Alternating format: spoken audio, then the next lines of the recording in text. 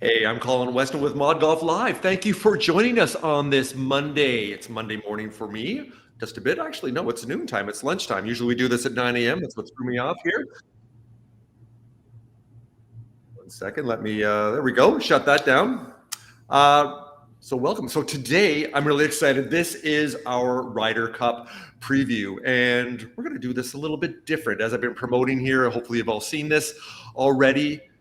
Do we have Bryson on today? Do we have Rory? No. Do we want them on? Absolutely not, because we have the BethPage Black insider, and that is Jason Firestein, who, as Jason will come on here, he lives a 15-minute drive from BethPage. He has played the course almost 800 times as BethPage Black. Forget about the other 4 courses that they have there.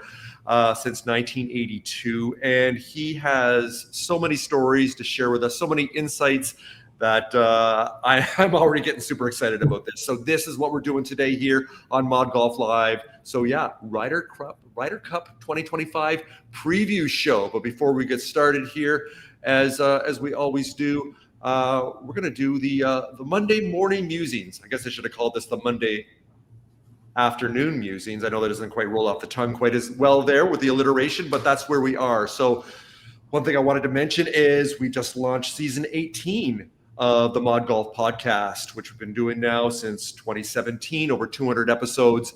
And yeah, really excited. We got another 12 episodes for the remainder of 2025.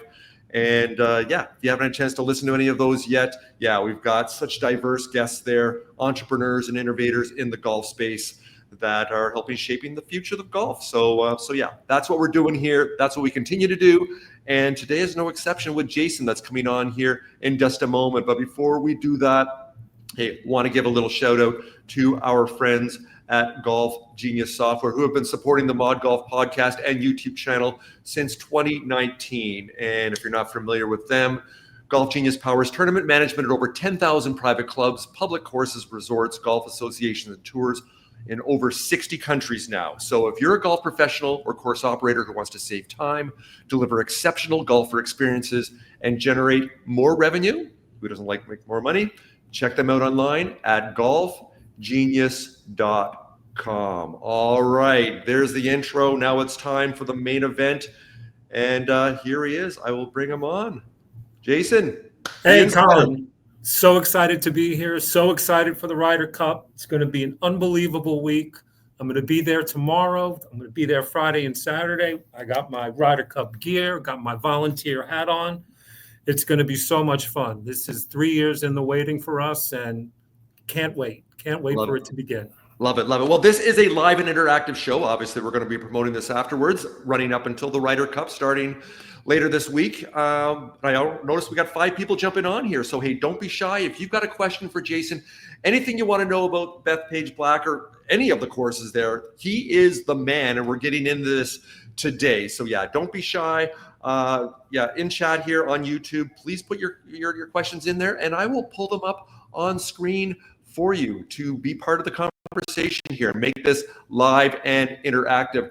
All right, Jason, we're going to have some fun here. We're going to do a couple of different segments here, but let's start out with your history. When we connected, almost a month ago, and said this would be a great show to have on ModGolf Live here with your insights. So what makes you the BethPage Black insider? So Colin, I grew up only 10 minutes away from the golf course. And when my dad took up golf after his racket sports days were over, we had this golf course right in our backyard, and I quickly got hooked on the game. And since it was so close, after learning on a couple of the small 9-hole courses in the area, he decided it was time for me to go to BethPage. Now, this is way before BethPage Black, and for those of you who don't know, BethPage has five wonderful golf courses there.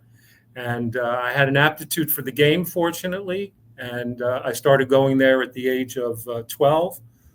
Signed on for my high school golf team and played my first round of BethPage Black in 1982 as part of the local Nassau County Championship.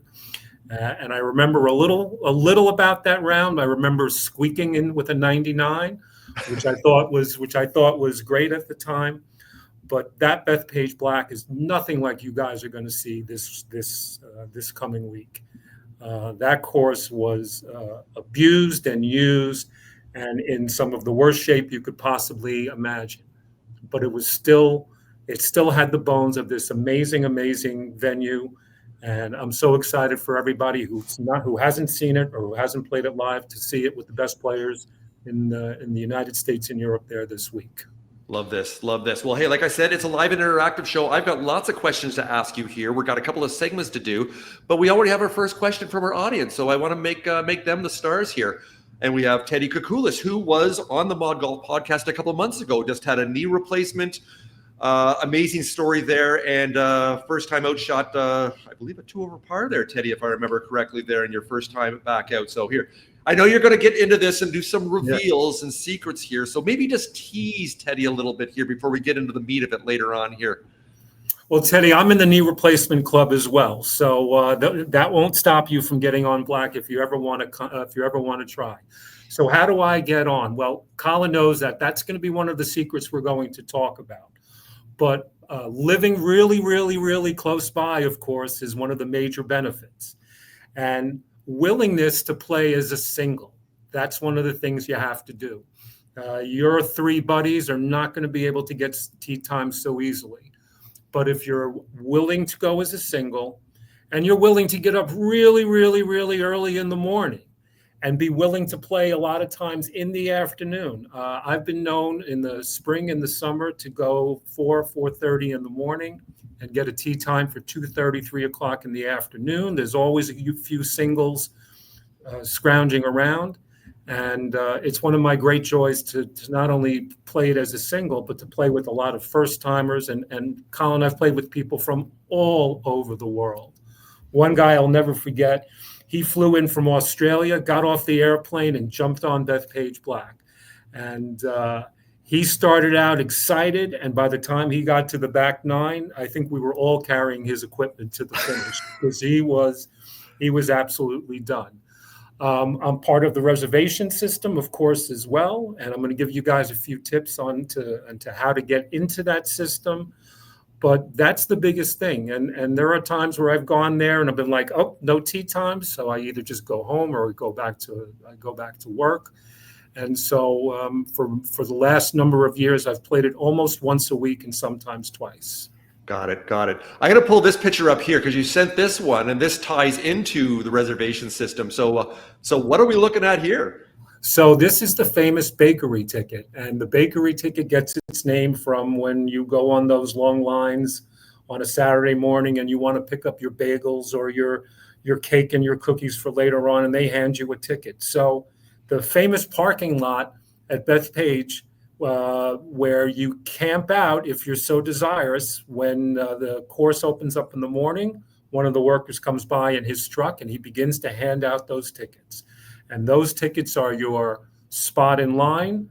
And then when you go into the clubhouse and you go to where you pay, you look up on the screens and you pick what course you want to play and what time you want to play it.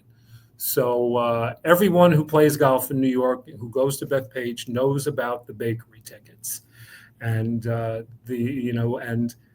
this past year for the Ryder Cup, Colin, it's been the most insane it's ever been. And not only have been people were waiting overnight, but people were waiting even 2 nights just for an opportunity to play. So my rounds got cut back a bit this year. I love the fact that the Ryder Cup's here, and I can't wait till they leave once it's over. We all want our golf course back. I had the pleasure of being in Northern Ireland at Royal Portrush 2 months before the Open, and my friend who got me on the course, and she's a member, they had that exact same type of mentality. Happy that you're here, now get the hell out. We want our course back. And okay, so that's what we're going to do here. We're going to, at the end of the show, we're going to run through the holes, not all 18 of them, because that would, with your insight and knowledge, we can be here for hours, which is not a bad thing. We're going to run through some of the highlights, and you're going to choose 4 or 5 or 6 holes to comment on, both personally and how that's going to affect the Ryder Cup. But we're going to do this fun segment here, Jason, and that is 5 BethPage Black facts you probably don't know. So we're going to start with this. So hang on a second here. Let me pull up the questions here. So number 1 that you're going to comment, BethPage Black was not really designed by A.W. Tillinghast. Well, I certainly thought it was. That was my belief or the story out there. So there's more to this. So let us know what's going on there. Sure. So BethPage Black is always called one of Tilly's courses. And in a sense, it is one of Tillinghast's course, but think of it more as inspired by Tillinghast than actually designed by Tillinghast. So BethPage, the first golf course at BethPage was called Lenox, and that's now what's the green course. And that was a private course. And in the 1930s, during the middle of the Great Depression, New York State acquired the land surrounding that golf course through an eminent domain process, as well as the Lenox Country Club, and started one of the most epic public works projects, certainly on Long Island, to create the expansive complex that you have right now. And Tillinghast was called in, but in reality, the course itself, and most people subscribe to this, was really designed by a man named Joseph Burbeck, who was already working at BethPage at the time. Okay. And Tillinghast was well known and in demand, and he was also broke, and he couldn't afford to devote all his time to one project. He would have to go around and do different things. So Joseph Burbeck is the one who's most, and no one really knows who he is because I don't believe he's designed anything else. Him, along with the thousands of workers who were summoned through the New Deal, created the massive complex at BethPage. And first it was the black course, and then the red course and the blue course. And Tillinghast had his hand on all of those courses, but really to the design of BethPage Black, you can really give it to Joseph Burbeck. There we go. Okay, the second question is a fun one. Well, they're all fun, but I love this one. Is it true that Sam Snead once walked off the black course, or is that just a myth? So the legend of BethPage Black being one of the hardest courses in the world, part of it comes from this story about Sam Snead. When the course first opened, BethPage Black hosted some exhibitions. I believe Babe Ruth played in an exhibition there, and Sam Snead and Walter Hagen also played in an exhibition there in around 1940. And legend has it that Sam Snead walked off the golf course at some point in time, claiming it was simply too hard. And the story is, and imagining these guys hitting with the equipment they had back then on the course it is today is hard to think about. The fourth hole, which is one of the most beautiful holes on the course, is a tremendous uphill par 5 to a 2-level fairway. But if you hit it over the green, it would fall off a cliff and you were done. And Snead supposedly hit one of his shots over that green and proclaimed it was too tough. But like lots of legends, some of these things are lost in time. It's a very popular story. I remember when I first went to BethPage, people saying, "You're playing black? That's the course Sam Snead walked off of." Whether that truly happened or not, all of those guys are sadly gone. But I have seen people walk off that golf course on more than one occasion. I have been tempted to walk off the golf course on more than one occasion, but you're so far away from the clubhouse on that course that you may as well just finish up playing, even if you're hacking it to pieces. And I've hacked it to pieces plenty, for sure. And we're going to get into some of your good rounds and not so good rounds. As you mentioned, you don't have the exact tally, but you think it's close to 800 rounds you've played on black alone. So there's lots of stories there. But before I get into the third fun fact that you have here for BethPage Black, I want to expand on what you just said there, because it sounds like you really understand the history of this course, even since you first played it in 1982 up to now, and even before that. Have they changed the course routing or even the length? Like, forget about what they set it up for the Ryder Cup, but for the general public, how has the course changed, or has it changed at all over the last 4 decades? Sure. So, well, of course, the biggest change is when the 2002 U.S. Open came there, and John Feinstein's book, The Open, talks a lot about the USGA coming in and the Reese Jones coming in and participating in I'm not going to call it a redesign so much as a refurbishing of the course.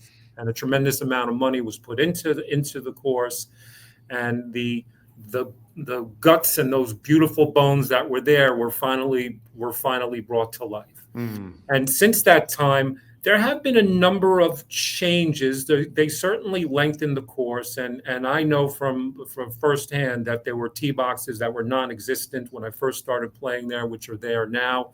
And that was part, of course, of bringing the pros there to give it the length that the course needed. One of the nice changes you'll see for the Ryder Cup is the first hole, and we're going to talk about that. And they created a new tee box on that first hole that's going to make it under 400 yards, and dare I say, drivable for these guys, because that first hole is a dogleg right.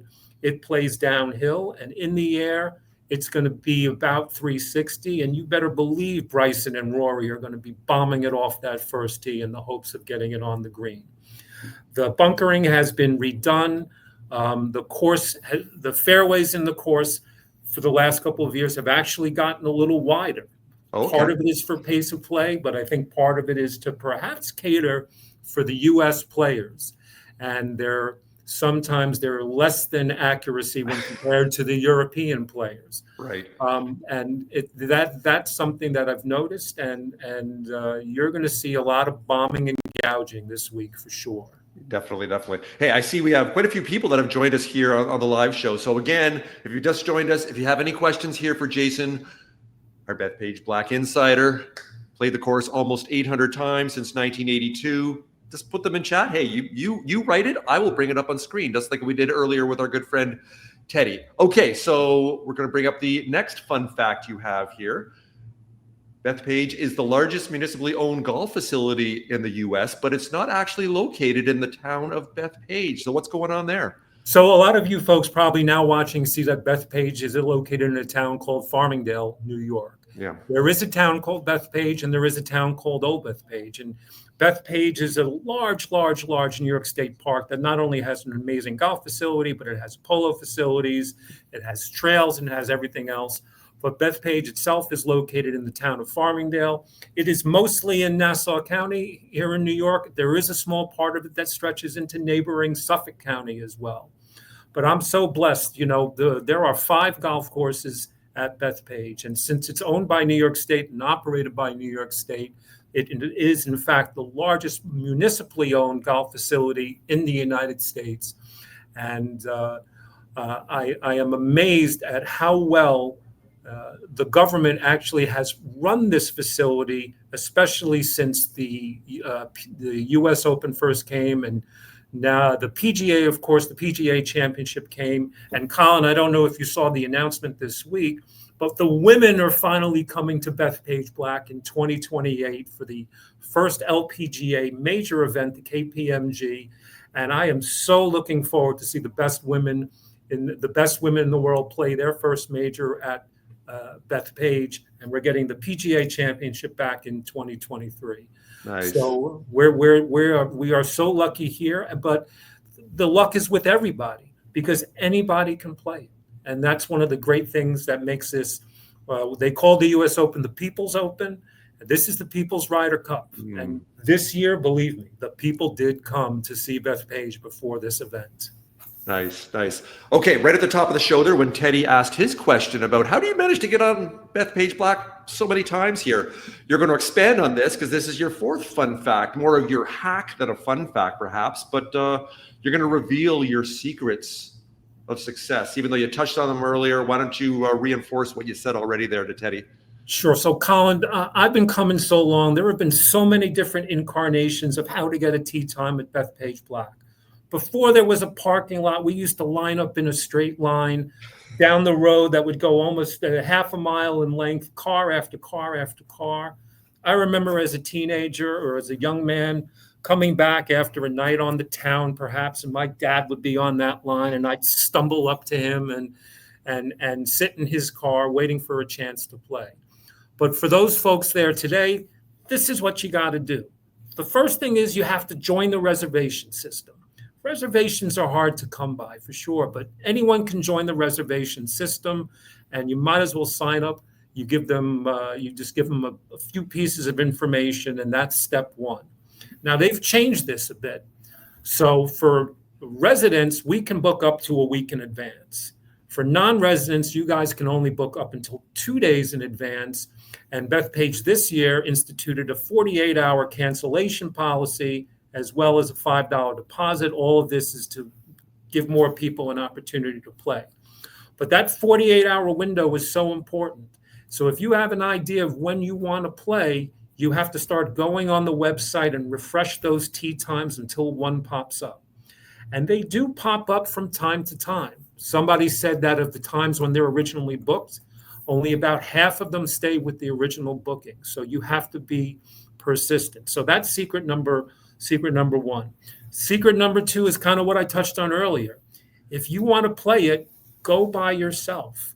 You have a much better chance of getting an opening as a single than you do as a twosome, threesome, or foursome. When all the hype from the Ryder Cup dies down, and during the week especially, don't come on Monday because the course is closed on Monday unless it's a holiday.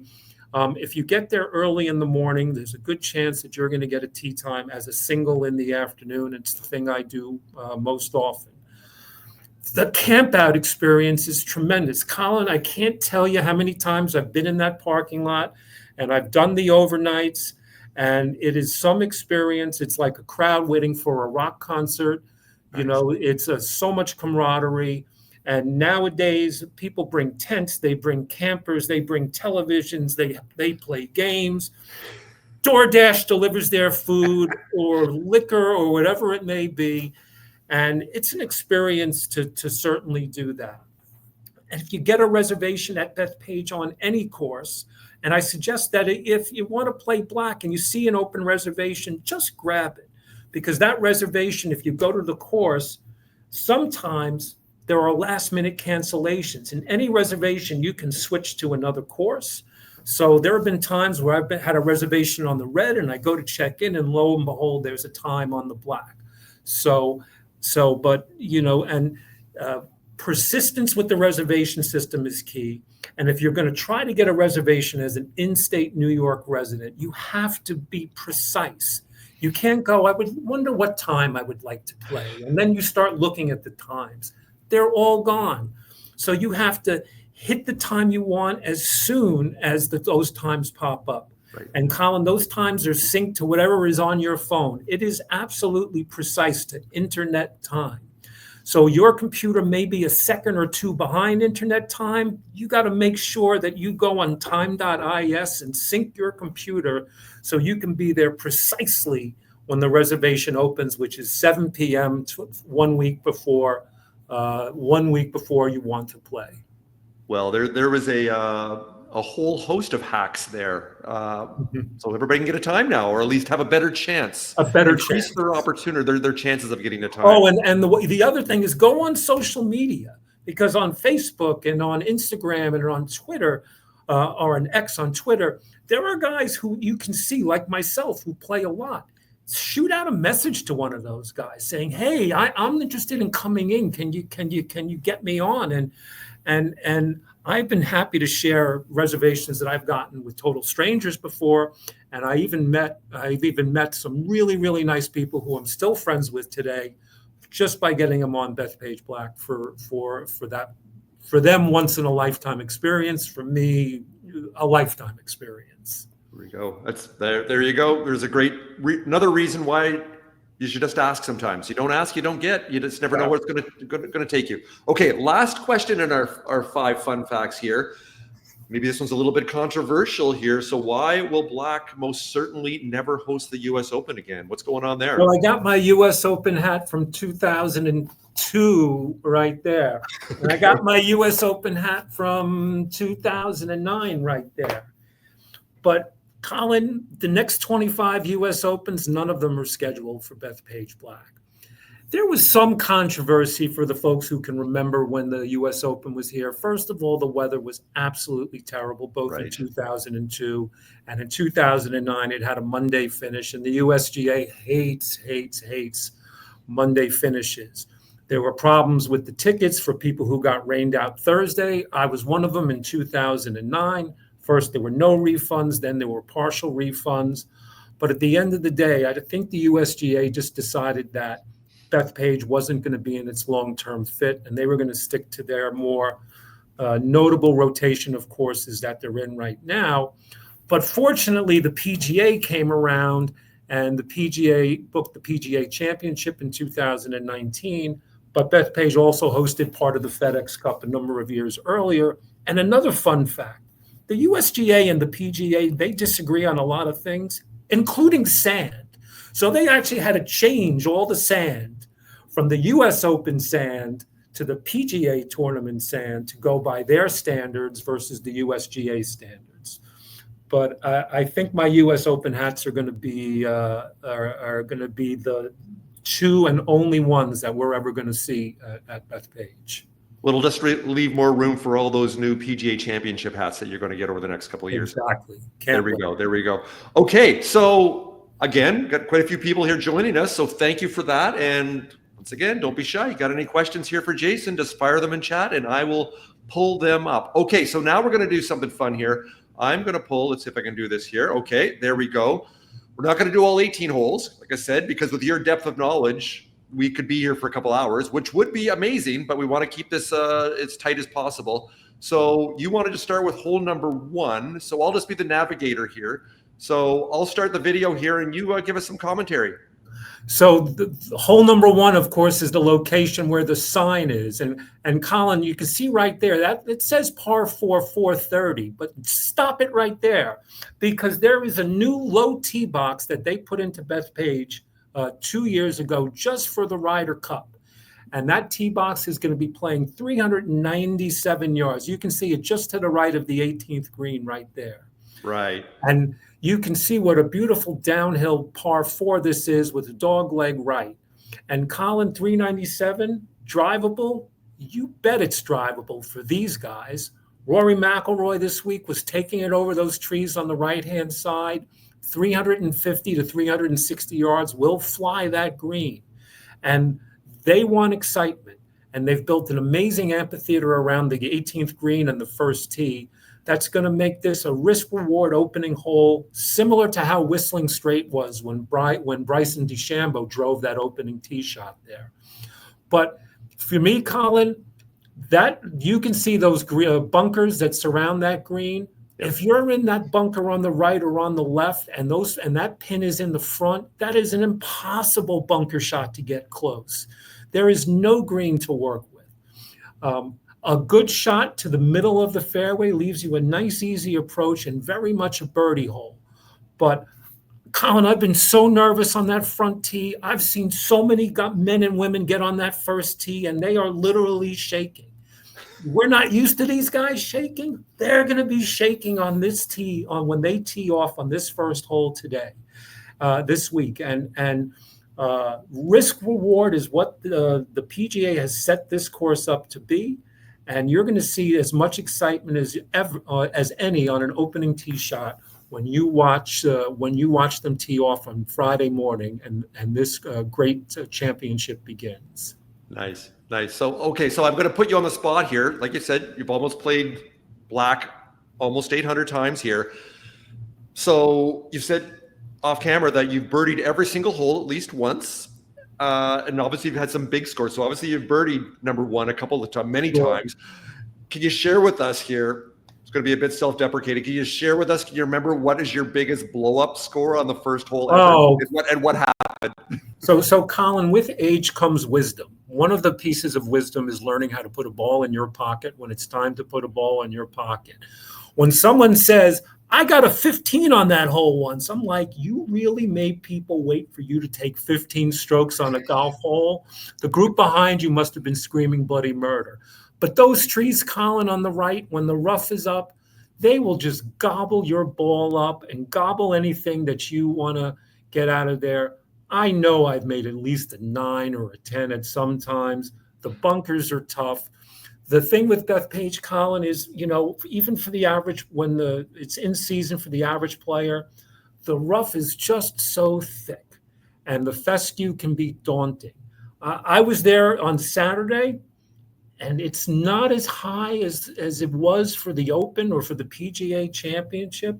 Another suggestion that these guys really don't want to make this course as hard as they can make it. They're looking for aggressive play. They're looking for scoring. And I think you're going to see a lot of birdies, especially on the front 9 this week before the teeth of the course and the back 9 sets in. Nice. Okay, before we move on to your next hole, we got Teddy jumping in again with another question. I like this one. So you should know, you're right there. Can you answer this one for Teddy? Sure. So Black was shut down around the second week of August. And as I was telling Colin, in the weeks leading up to the shutdown, where people were waiting for 2 days to play, a lot of the stands were in, and a lot of the concession areas and the VIP areas were in. And that experience of playing with all of that surrounding you really made BethPage an unbelievable destination for golfers from all over the world to come to before this Ryder Cup. They made alterations to some of the other courses. The green course, which is to the right of the black, they took out 2 holes of play. They made alterations to the red course, which is to the left of the black course. And the last of the courses shut down about 2 weeks ago. Okay. And we're hoping they open as soon as possible. But I'm a little nervous, Colin, because there's some rain in the forecast this week. And if it rains as much as they say it's going to rain, this course is going to take a beating. Ugh. All right, let's keep moving on with some other holes. So what's the next one you want to give us some insight on? So the next hole is the 3rd hole, and Okay. It's the first par 3 on the front 9. And Colin, it is just an absolutely daunting par 3 from the back tee. It is for those of us of my age, when we now play the white tees, it's a nice 150-ish yard par 3, a nice 9-iron, pitching wedge into the hole, 230 yards to this incredibly long but narrow green, with punishing trouble to the right and punishing trouble to the left as well. Bunkers that don't leave you with a lot of green to work with. That's going to be some tee shot for these guys. I expect birdies on 1 and birdies on 2, and I expect this hole to be the first hole where I see some miscues. And I think this is the spot where the first lead change may be taking place. It's just simply when you're back on that tee, on the 230-yard away tee, and you see those bunkers and you see that ribbon of a green, you just wonder how in the world you're going to hit it. I'm excited to see this hole in play for these guys this week. What is the closest in the almost 800 times you played it that you've come to a hole-in-one on number 3? Oh, I've come so close. So the tips that the pros are playing from, those are never really open for the public unless you have a PGA Tour card. Okay. So for the blue tees, it typically plays 175, 180, and I've had kick and putts a number of times, especially from the wedge distance. This is probably the hole that I birdie the most often, but simply because it is the easiest hole on the golf course from the men's tees. But from the from the back tees, 230 yards, to me, it's as hard as any hole on the golf course. Oof. There we go. Okay, which hole you want to look at next? So the next is I want to go to the back 9 and take a look at hole number 10. Okay.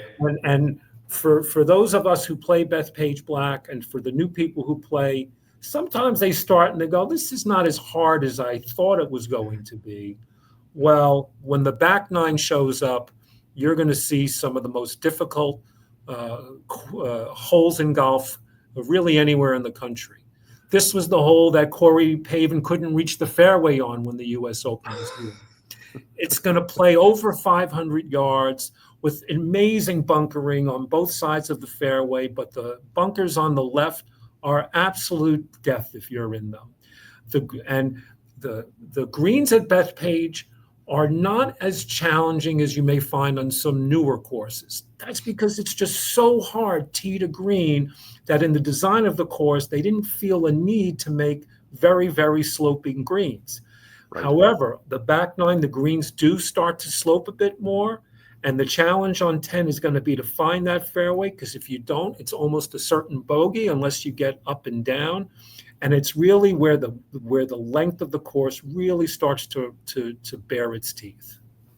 Now, you mentioned now you're not playing from the blues anymore. You're playing from the whites there. How long does your drive have to be? How long do you have to be in the air in order to hit the fairway, unlike Pavin a few years back? Sure. So from the back tees, it's 255, 260 yards to reach the fairway. That's a carry. Okay. Wow. That's a carry. From the men's tees, the hole plays around 410, 420. And so you can get it out there. It's still a long iron or a hybrid in for most golfers.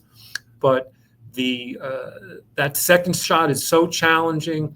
All the greens are so well trapped in front. There are very, very few holes you can run a ball up on. This green sits on a bit of a perch.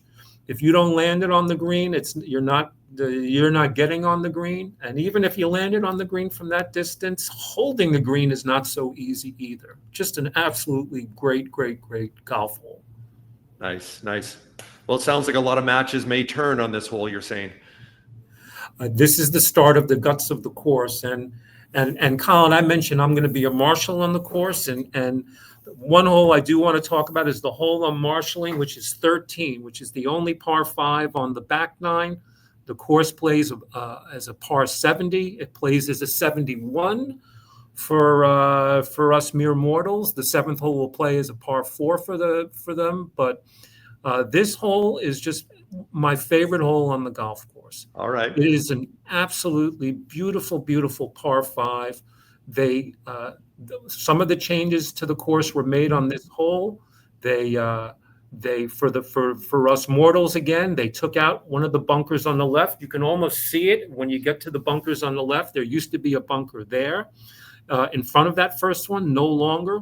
They added a deeper bunker.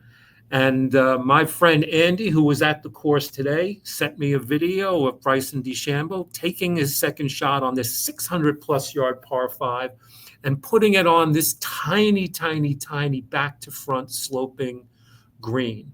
And one of the benefits, though, that the pros get that I don't get is there are some stands where if the stands weren't there, you will be in some deep, deep, deep trouble.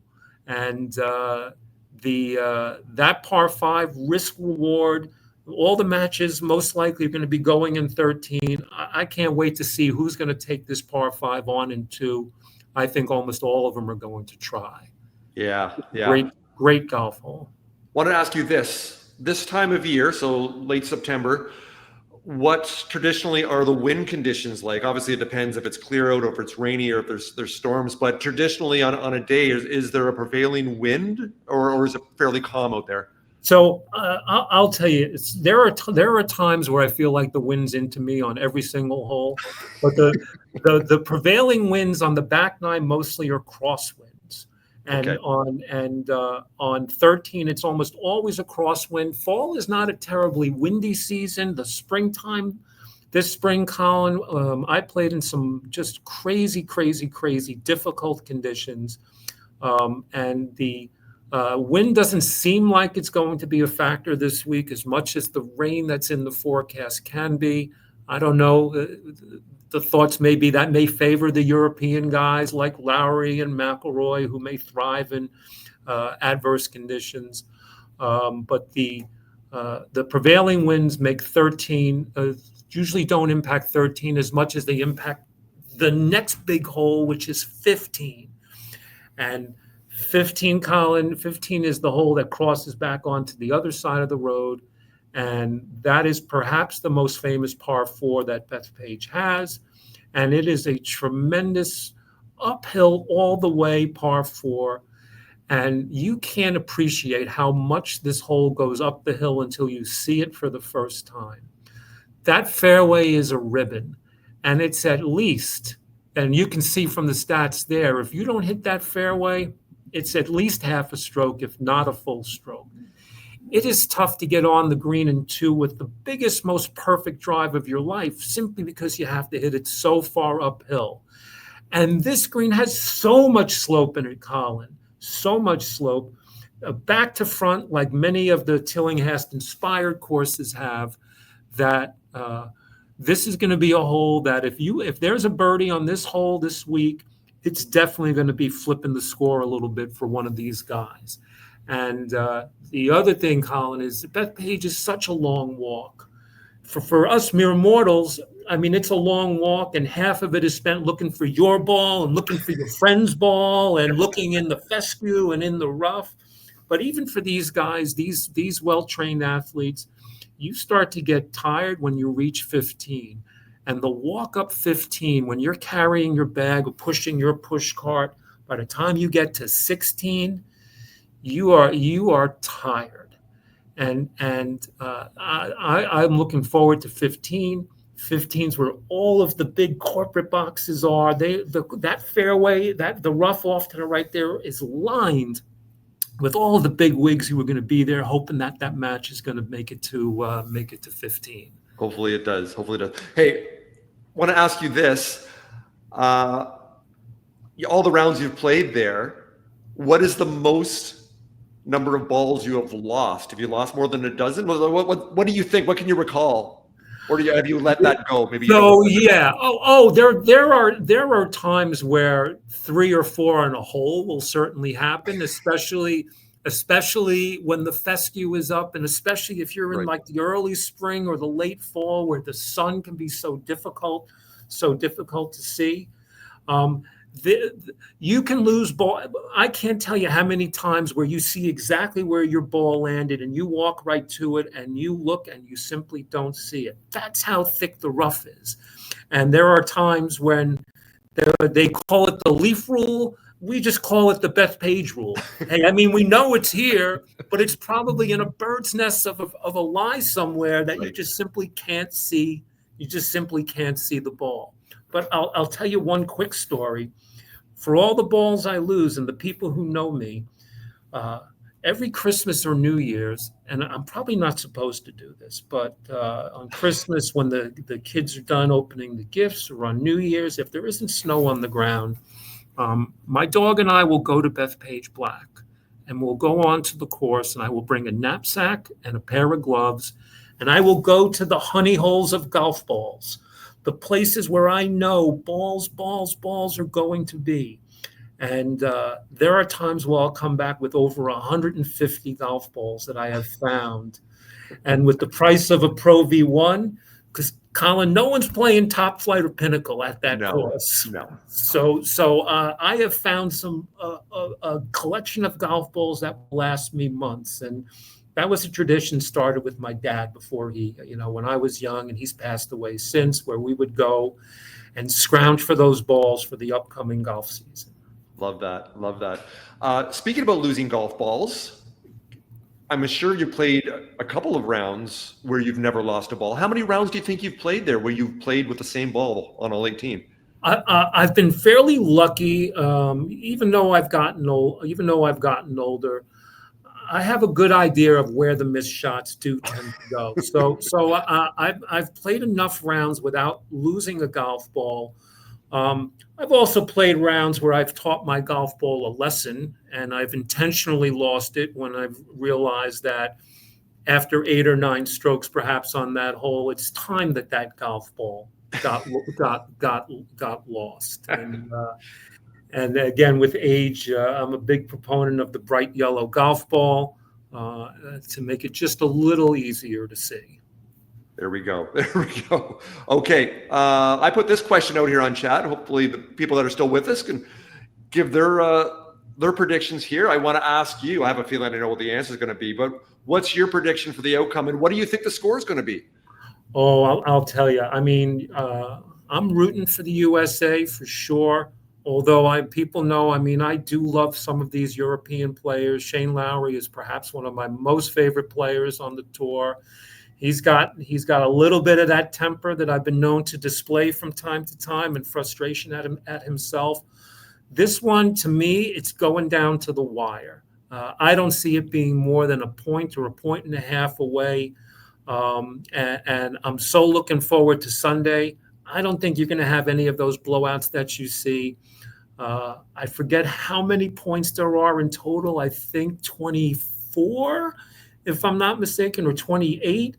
I think it's 28, but I'm going to go 14 and a half, 13 and a half. USA pulling it out at the end. It's going to be a nail biter. There it is. Okay, you know what? I'm going to take the other stance. I'm going to be a contrarian here. Even though I'm up here in Canada, so not part of it. Well, obviously I'm not part of either team, but because it's not the President's Cup here, which we always lose, or at least the Canadian contingent does. That's another story for another day. I'm going to say I'm going to say it's going to be a tie, which means I think they still have the rule here that if you tie, that the previous winner holds on. So I'm going to say that the Euro is going to hold on to it with a tie. There we go. That wouldn't surprise me either. There's my prediction. Especially if the weather turns a bit rainy. Yes. Okay, so a couple minutes we have here, a few more holes. You wanted to talk about some of these finishing holes, and some of these matches may not even see them, but some of them will. So there'll be some heightened drama. So what do you want to look at next year? So let's look at 17, the last par 3 on the course. And Colin, earlier this year, I won't forget it. I had just got done finishing 17 and was up on the 18th tee box, and I heard a ball hit the green.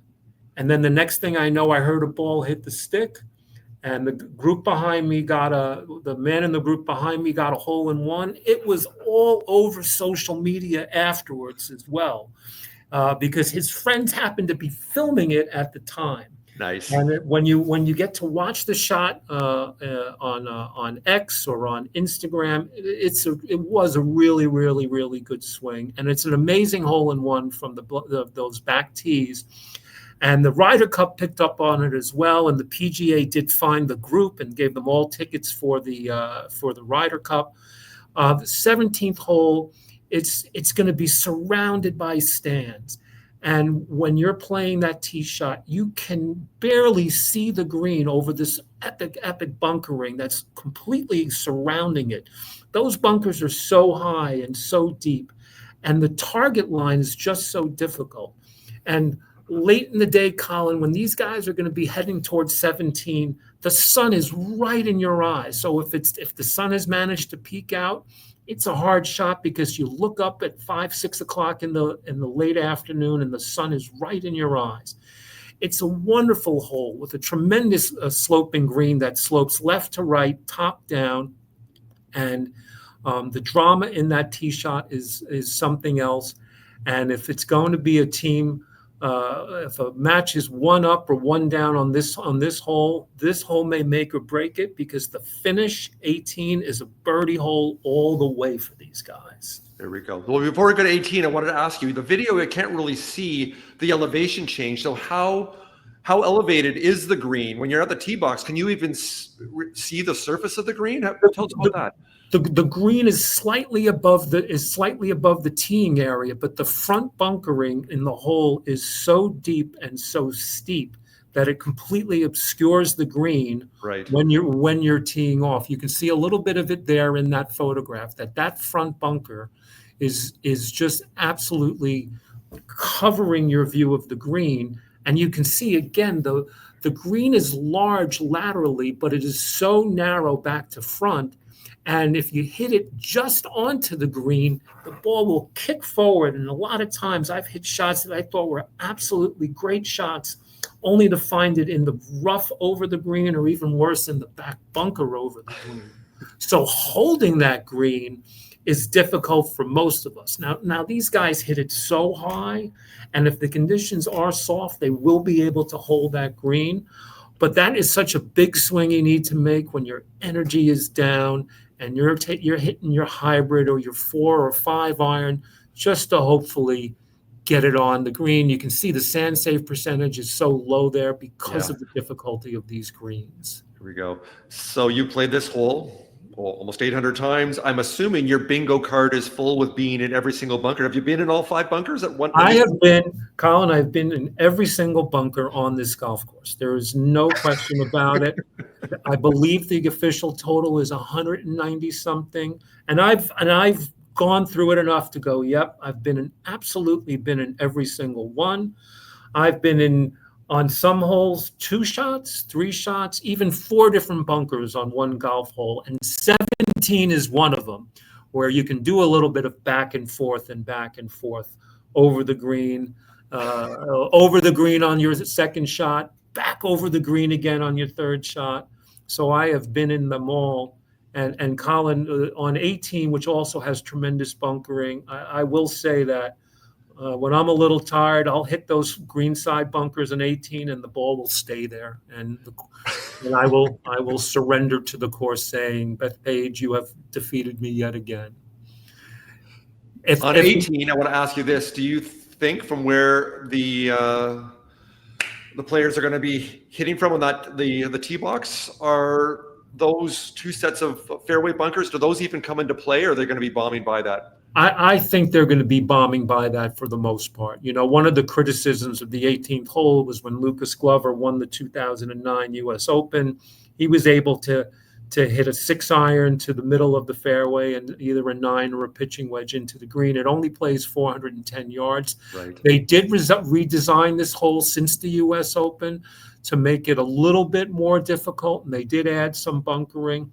But for these guys who are hitting at 330, 340, they're all going to be over those fairway bunkers and shooting their pitching wedges in. But I love a birdie hole for the last hole of a golf course. Some people are like, the last hole should be the hardest golf hole. I like the last hole being a chance here. If you're one down, that you have a real good chance of making a birdie to win the hole. And if the match gets to 18, again, the theater that they have created for the crowds that stick around for the groups to come in and play that hole, they're going to be in for such a great finish. Nice. Well, if I ever had the chance to play black, and I probably shouldn't because I'm a 16 handicap, I think I should play one of the other courses. But I think with my 102 mile an hour driver club head speed, I could probably pick which one of those 13 fairway bunkers I want to hit into, because I'm sure I get at least one of them. Well, Colin, what I tell everybody who comes to the course is, listen, unless you're a masochist and you really want to punish yourself, play tees that give you a chance. Yeah. I see too many guys go to those blue tees and say they want the real BethPage experience.